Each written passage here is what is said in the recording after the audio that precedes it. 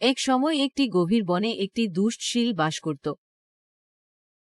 সেই দুষ্ট শিল বনের সব ছোট পোকা পশু খেয়ে ফেলে গেছিল। সেই কারণে বনের সব জনপ্রাণী দুষ্ট শিলকে খুব ভয় পেয়ে থাকতেন। কোনো প্রাণী বের হতে পারত না। এটি বহু বছর ধরে চলল। একদিনে, ওহো আমার প্রিয় দুষ্ট শিলের কারণে আমি খাওয়ার জন্য বাইরে যেতে পারি না।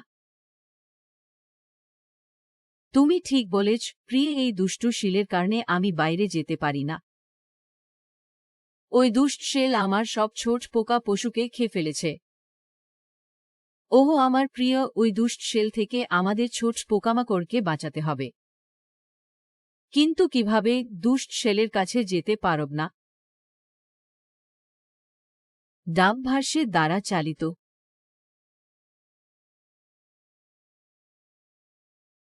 তোমরা সবাই সেখানেই থাকবে।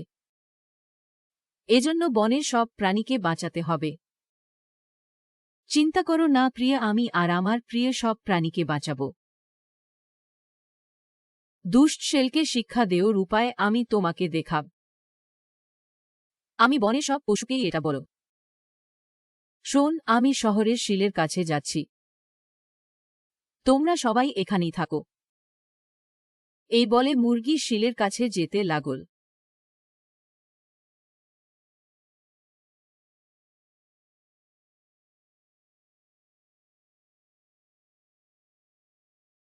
আরে চাচা শিল, তুমি কোথায় যাচ্ছ? ডাবভাস দ্বারা চালিত। মুরগি আর কিছু না বলো। ডাবভাস দ্বারা চালিত। সেই কারণে এই বনের সব প্রাণী আমার কাছ থেকে বাইরে যেতে চায় না। তাই আমি ঘুমাচ্ছি। আমি তোমাকে খাবার দিই।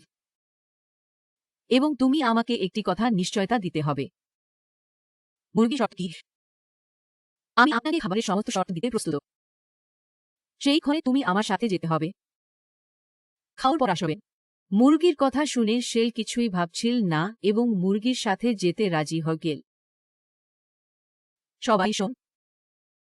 2 দিন আগে দুষ্ট শিল মুরগির চুল্লি খেয়ে ফেলেছিল। শিল তোমার মুরগির চুল্লিকাগুলোও খেতে পারে। ডাবভাস দ্বারা চালিত। হ্যাঁ হ্যাঁ, আমরা সবাই একমত। শুনো সবাই। ডাবভাস দ্বারা চালিত। তাহলে আমরা সবাই শিলের উপর পড়ব। তারপর মুরগি শিলকে নিয়ে সেখানে চলে যাবে। সবাই সেখানে গিয়ে শিলকে মারতে থাকে এবং দুষ্ট শিল সেখানেই মারা যায়। দুষ্ট শিলের কারণে মুরগি এবং শিলের সঙ্গে জঙ্গলের সমস্ত প্রাণী মারা যায় এবং তারা শান্তিতে জীবন কাটাচ্ছে। করতে থাকে।